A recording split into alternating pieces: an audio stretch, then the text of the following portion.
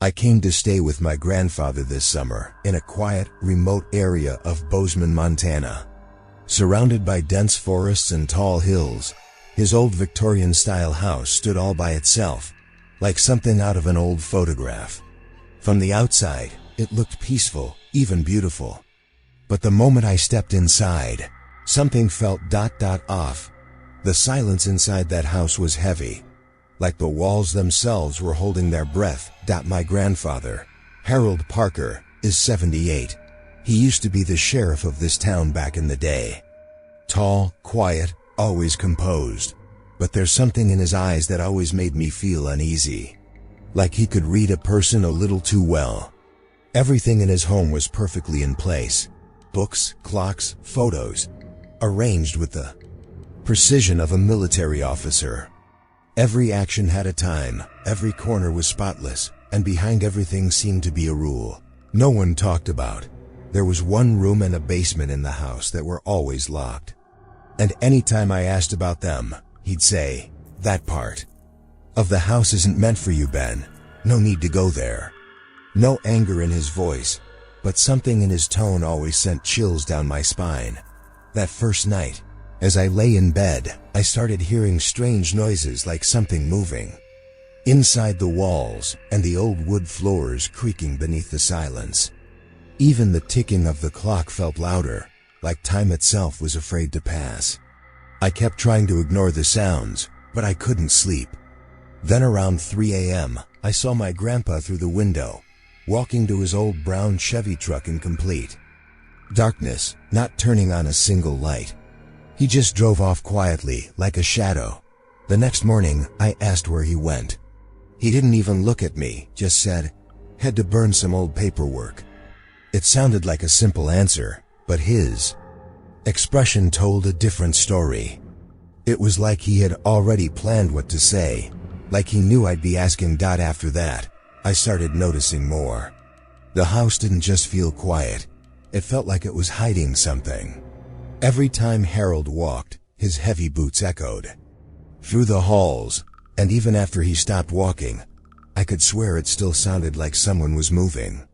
A few times, when I was alone, I thought I heard footsteps on the stairs, but when I'd check, there was nothing there. My grandfather had always seemed a little mysterious, but now, there was something different about him, something still, almost inhuman. Like he was living out some old secret. Whenever I sat with him, he'd just stare out the window like he was waiting for someone. And the strangest part? He never talked about anything personal. Every conversation was about routine, order, and silence. Nothing beyond that. One evening, I saw him flipping through an old photo album. When I got closer, he suddenly shut it. I joked, "Going through some old memories?" But he didn't smile. He just said, "Some things aren't past, Ben. They're just buried." That one sentence made something sink deep in my chest. Every night, something strange would happen. When Harold went out, I'd hear his truck, that low hum sticking in my ears like a warning. And when he came back, the truck windows would be fogged, like something warm or rotting had been inside. He never brought anything back into the house. But it always felt like something came in, something that didn't belong, or wasn't human anymore. I kept trying to convince myself it was all in my head. Just a lonely old man, an old house, and my imagination running wild. But every time I looked into Harold's eyes, I didn't see a person. I saw a story, an old book, written in blood, where every chapter hid a body. The fear inside me started to grow. And the scariest part was, I couldn't tell anyone. Harold Parker wasn't just my grandfather, he was a respected former sheriff. But to me, he was becoming a puzzle, a twisted mystery where every answer screamed. Now I was alone in this strange, cold, and quiet house, with a man who might not be what he seems. A man who had called me here, not just to visit, but maybe to see something, or worse, to become something. I didn't know what he wanted, but I did know one thing. This summer was turning into the most terrifying story of my life. The next few days went by quietly, Harold would wake up early, drink his strong black coffee, read the paper, and then spend hours locked away in his old office. I'd sit outside pretending to read a book, but honestly, I couldn't take my eyes off him. One afternoon, when Harold wasn't home, our elderly neighbor, Mrs. Langley, stopped by. She looked at me with this deep, almost knowing gaze, and softly asked, "You're Harold's grandson, aren't you?" I nodded. She took a slow breath and said, "You know, back when your grandfather was sheriff, a lot of girls went missing around here." Her tone was flat, but there was something unsettled in her eyes. I kind of laughed it off, saying, "No, I never heard about that." She just nodded and muttered, "You wouldn't have. A lot was never told." Then she turned and walked away, leaving her words echoing in my head. That night at dinner, I casually mentioned, "I ran into Mrs. Langley today. She said she's known you for a long time." Harold paused for just a second, then without looking up said, "That woman's lost her mind. Says whatever pops into her head." But the way he said it, and the long silence that followed, it was like I'd touched a nerve I shouldn't have. The next morning I decided to dig a little deeper, just to ease my mind. I started going to the local library, combing through old newspapers and public records. At first, it was nothing, petty thefts, minor crimes. But then I found an old box with missing person case files from 1974 to 1986, and what I read there chilled me to the bone. Every couple of years, a girl would go missing, all between the ages of 17 and 22, mostly tourists or college students. No bodies, no leads, just gone. And in nearly every case, there was mention of the same vehicle, a brown Chevy truck. At first, I told myself maybe that kind of truck was common in Montana back then. But as I kept digging, I noticed strange patterns. Every disappearance happened in the summer, all within a 30-mile radius of Bozeman. And in some reports, witnesses described seeing the girls with an older man, tall, with a thick mustache, dressed like a sheriff. One file even had a sketch. When I looked at it, my heart nearly stopped. The face, it looked like Harold. Stared at that sketch over and over again. Was it just coincidence? Was I seeing something that wasn't really there? I tried to convince myself, maybe someone else had a similar truck. Maybe this sketch just looked like Harold by chance. But deep down, something was telling me, no, Ben, this isn't just a coincidence. On the way home, I could barely breathe. When I got back, Harold was sitting on the porch, as usual, completely still. He looked at me, just one glance, and I felt like all the blood drained from my body. His eyes were calm, way too calm. And the slight smile on his face, it wasn't the smile of a sweet old man. It felt like the kind of smile someone gives when they've solved a puzzle, or when they've figured out what you're thinking. He didn't ask me where I'd been. He didn't have to. It was like he already knew. That night, lying in bed, all I could see was Harold's face and that sketch. I didn't sleep. Every little sound, the wind, the creaking wood, his slow footsteps, all of it twisted into fear in my mind. I wanted to believe this was all just my imagination, just an old lady talking nonsense, some dusty records, and an overactive brain. But the problem was, I couldn't lie to myself anymore. What I had seen wasn't something I could unsee. And Harold's cold smile, it was like he'd read every single question I was about to ask, and he already had an answer. Now I was at a point where going back felt just as terrifying as going forward. Was Harold really a serial killer? Or was I slowly losing my grip on reality? Whatever it was, one thing was becoming painfully clear. I was now standing right in the middle of Harold Parker's past. And there might already be a place for me in those shadows. Something about that night wouldn't let me sleep. Harold had gone to his room, the lights were off, and that heavy silence I'd felt since the day I arrived had once again taken over the entire house. But this time, there was something different in that silence, something heavier, like a question banging around inside my skull. What's in the basement? The way Harold always kept that area locked, avoided talking about it, almost like it was sacred or forbidden. It was becoming clear to me now. Whatever he was hiding, it was down there. I slowly stepped out of my room, the wooden floors creaking with each step like they were trying to warn me. I made my way toward the corner of the hallway to an old cabinet where I'd once seen Harold put something away. The cabinet was old and worn, but it had one drawer that always seemed locked. After a little tugging and hesitation, I finally got it open. Inside was a single rusted key.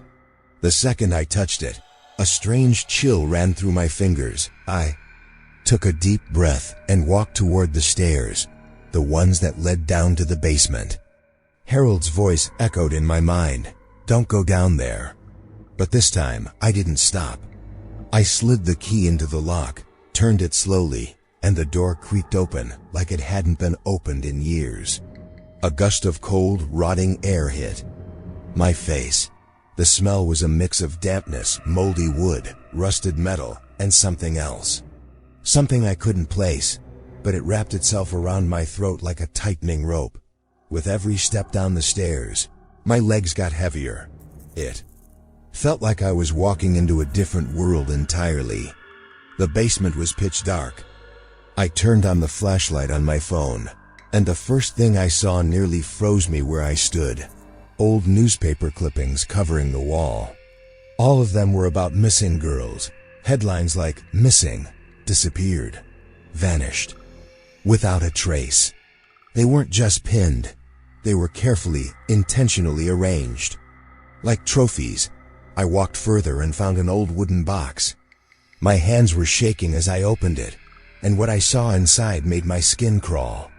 Personal items, a gold locket, a hair clip, a half-burned driver's license, pieces of torn clothing. Each one had clearly belonged to someone. Someone who had never come back. And now Harold had them. I kept staring until I saw a small pocket knife at the bottom of the box. It was different. Its blade had dark stains on it, and the handle was worn, like it had been used many, many times. My stomach turned. Just as I started backing away, my eyes caught something else, a rolled-up map in the corner. I opened it. It was a map of Montana, but certain spots were marked in red. Deep forest areas, some far from town. Next to each marked spot was a date. And I remembered. Those dates matched the missing person cases I had seen at the library. There was no doubt anymore. This wasn't just paperwork or keepsakes. These were Harold's secrets, and they were still alive. As I turned to leave, I felt, for just a moment, like someone was standing behind me. I whipped around. No one. Just darkness, the walls, and that god-awful smell that now made me feel sick. I bolted up the stairs, 2 steps at a time, slammed the basement door shut and locked it. My heart was racing, my hands were trembling, and I could barely catch my breath. For the first time I knew, Harold wasn't just mysterious. He was hiding something. Something tied to death, to violence, to a past so dark it could never see the light of day. And now, I had crossed a line.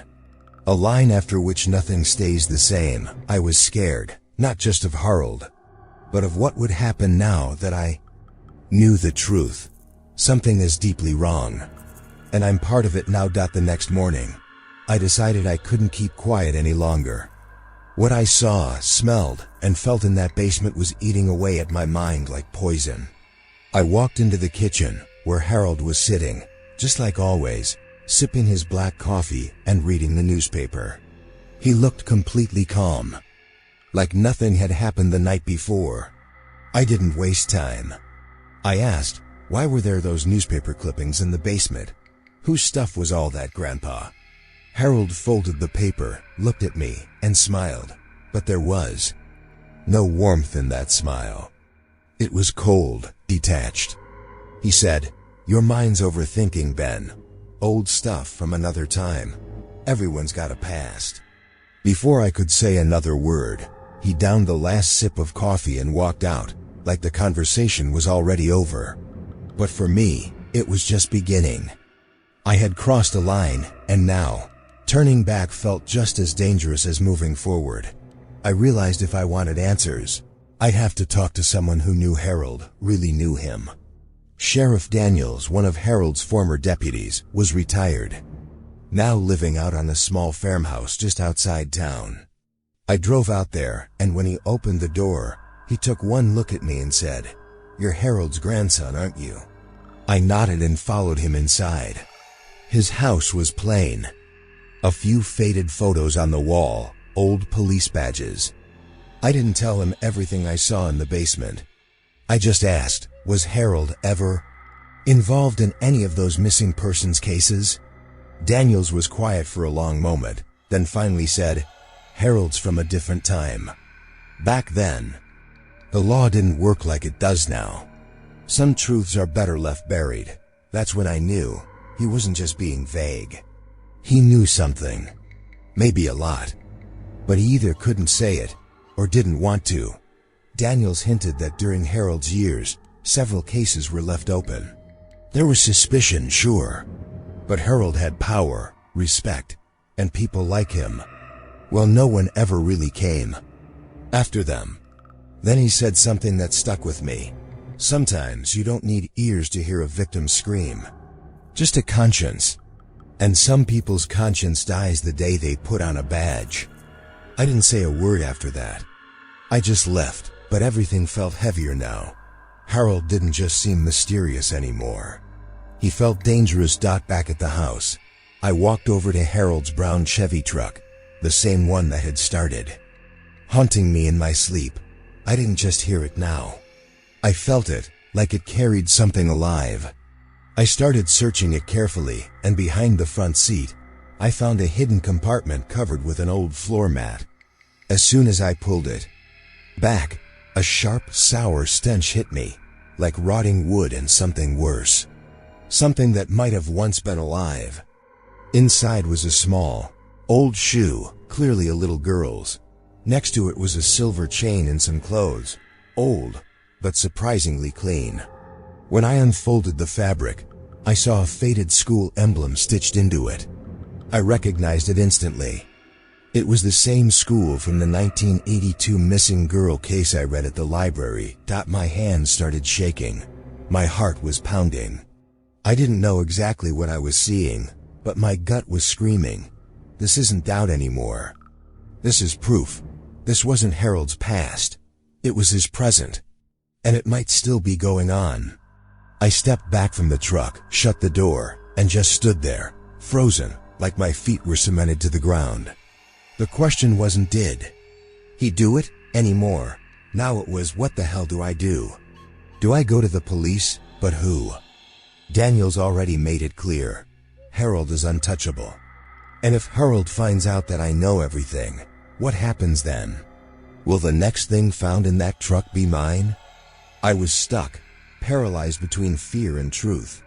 It felt like Harold's eyes were on me no matter where I was. That truck, that house, that smell, they were following me now. I was inside a tunnel, dark and narrow, and I had found the way in, but the way out, that probably belonged to Harold. And I had no idea if he was going to let me walk out alive. This wasn't just a story anymore. This had become my reality. That night felt different. The air was heavy, like something was pressing down on the house, and Harold was even quieter than usual, too quiet, like the silence right before a storm. I watched from my bedroom window as he walked out to his old brown Chevy truck again. But this time, he was carrying a large black duffel bag. It looked heavy, and he struggled slightly as he dragged it. Just like always, he didn't turn on any lights. He got in the truck and quietly drove off, like a shadow slipping into the night. This time, I didn't stop myself. I couldn't keep living in fear. I grabbed my jacket, took my bike, and started following him, heart racing.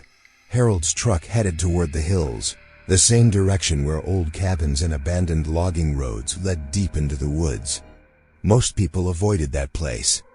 Roads were cracked and overgrown. After a while, he stopped the truck near a clearing. I hid behind some tall grass, crouched low, trying to calm my breath that now felt loud in my ears. The moonlight was dim, but enough for me to see Harold clearly. He got out, turned on his flashlight, and started scanning the area. Then he placed the bag down and began digging into the ground with an old shovel. The only sound in that cold night was the dirt shifting, dry leaves crunching underfoot, and my heartbeat pounding like a drum. Every few seconds, Harold paused and swept his flashlight around. And then, for one terrifying moment, the beam swept across my direction. I froze. My body went cold, completely numb. I didn't even breathe. That single moment stretched into what felt like an hour. But then, the flashlight turned away, and Harold went back to digging. I stayed still, wide-eyed, praying this was all a bad dream. But it wasn't. After a while, he lowered the bag into the hole, filled it back with dirt, and smoothed the ground over, like nothing had ever happened. When he finally drove away, I just stayed there, curled up with my head resting on my knees. I didn't know if I was shaking from fear or anger. But one thing was clear. What I saw that night was burned into me. Harold had buried something, and now I had a pretty good idea of what it might have been. Maybe the truth. Maybe a body, or maybe a secret buried for decades. I got home before Harold did. Quietly put my bike back in the garage, slipped into my room, and locked the door. I didn't sleep that night. Every creak of the house felt like footsteps. Every breath I took felt like it echoed. I was sure Harold was standing outside my door, listening. In the morning, he knocked gently and called me for breakfast.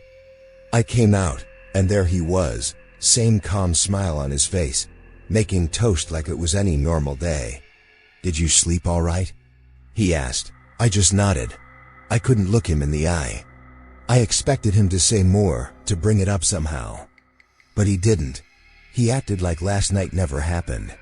But as I got up to leave the table, he placed a hand on my back and said softly, "Ben, everyone's got secrets. But not everything's meant to be known." There was no threat in his voice, but the coldness in those words chilled me to the bone. I looked at him, but couldn't speak. That's when it hit me. Harold knew. He knew I had seen it, and maybe he was slowly pulling me into his world. A world where speaking the truth could get you killed, and silence was the only way to survive. The rest of the day felt like a fog.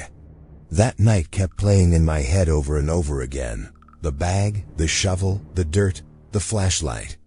And those eyes, the eyes of a hunter. Harold wasn't just a retired man anymore. He was a story that never ended. And now, maybe the next chapter was about to begin with me. The house didn't feel like just a house anymore. It felt like something alive. Ever since that night, Harold came back from the hills after burying something. The place had started to feel less like wood and walls, and more like a presence. Something that was watching, listening, maybe even feeding off my fear. At night, while Harold stayed in his room, I'd lie awake, eyes closed, body still, but fully awake, and that's when I started hearing things. Scratching sounds. Inside the walls, low, whispering voices. So faint, but constant, like poison dripping into my ears.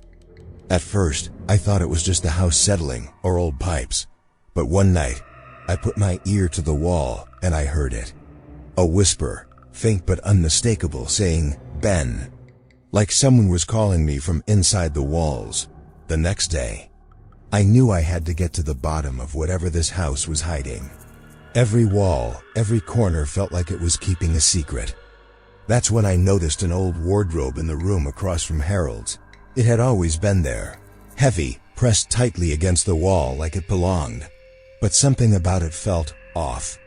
I pulled it with all my strength, and behind it, I saw a thin crack, a faint outline of a door, covered in old plaster.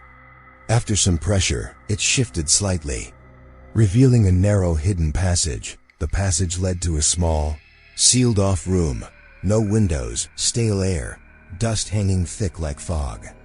Inside were old boxes, shelves, and scattered items, film rolls, VHS tapes, and a bunch of photos, thrown around like forgotten evidence. I picked one up, and my fingers went cold. The pictures were of girls, all different ages, different places, but all had the same look in their eyes: fear. Some photos looked like they were taken from a distance, at parks, bus stops, schools, even forest trails. And in a few of them, there he was, Harold Parker, standing near them in his sheriff's uniform, smiling. I had no doubt left. Harold was a hunter. He watched them, followed them, and then made them disappear, all under the cover of a badge, the law, and an old man's harmless face. But that face now felt like a mask, and behind it was something colder, something dangerous. I started to believe that Harold might already know how far I'd come. And maybe now I was next. Every time he paused outside my room, every time he looked at me, it felt like I was being studied, like prey. I knew I had to protect myself. I started recording everything on my phone. Photos, video of the basement, every small detail. Maybe someday I'd need to show this to the police or the world. But as I documented all of it, my fear only grew. What if Harold found out? What if I ended up like those girls? Just another face in one of those photos, another name on a missing persons list? Now every little thing about Harold felt like part of some twisted game. The calm smile with morning coffee, the tremble in his hand at dinner, the way his eyes never stopped watching. Everything felt like a setup. It was clear. This house wasn't just a home. It was his hunting ground. And I might be one of his last targets. Unless I got out in time, even after returning to college, I couldn't shake the feeling that I had brought a shadow of Harold's house back with me.